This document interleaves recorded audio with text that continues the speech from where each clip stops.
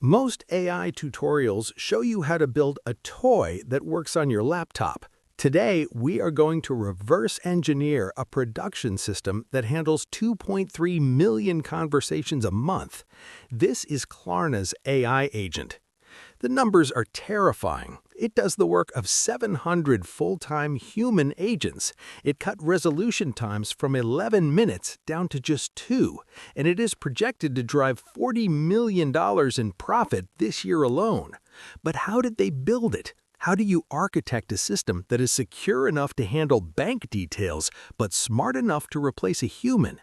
We will build a system, service by service, on AWS that delivers these exact results. Let's get started. The journey starts at the top left. When a user opens the app and types, "I want to return my shoes," we don't use standard HTTP requests, we use WebSockets via API Gateway.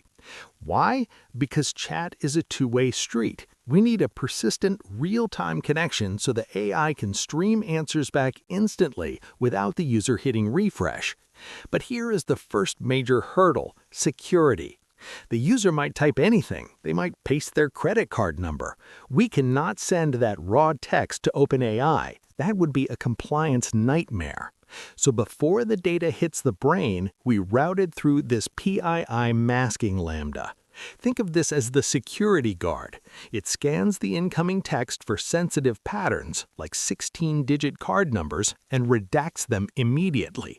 OpenAI never sees your bank details. That is rule number 1. Now that the data is clean, it enters the orchestration layer. Most beginners just write a fragile Python script here, but a script is fragile. If the server crashes while the AI is thinking, you lose the conversation. Instead, we use AWS step functions. This creates a state machine. It manages the conversation as a loop. It asks, "Do I have enough info?" No. Ask the user. Yes. Execute the tool. By managing state outside of the application memory, the system becomes crash-proof and infinitely scalable. Inside this immodal loop, the most important component is this router lambda. This isn't just a traffic cop, it's a context builder. An AI model is only as smart as the context you give it.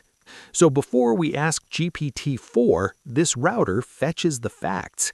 It uses a hybrid retrieval strategy. First, it hits OpenSearch. This is our vector database.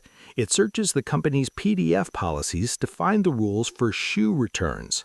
Second, and this is critical, it hits Amazon Neptune, a graph database. Vectors are bad at structured data. A GraphDB is perfect for linking user to order to product. It tells the router, yes, this specific user bought these specific shoes 14 days ago. Now, the router sends a massive enriched prompt to GPT-4. It says user wants refund. Policy is 30 days. Purchase was 14 days ago. Logic says approve. Because we gave it the facts, the AI doesn't hallucinate.